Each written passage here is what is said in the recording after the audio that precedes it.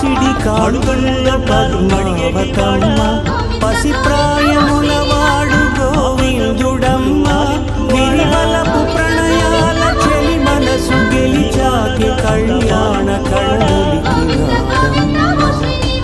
ఆకాశరాజునకు సరితూగు సిరి కొరకు రుణమైన వెనుకాడలేదమ్మ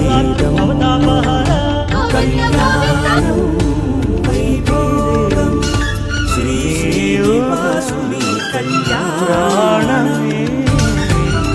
నీరిగా 10 కాలాలు ఉంటాను నీ ప్రేమ సాక్షిగా తెలుసా మనసా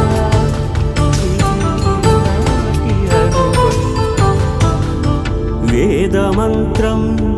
అగ్ని సాక్ష్యం జరిపించు ఉత్సవానా పసుపు కుంకాలు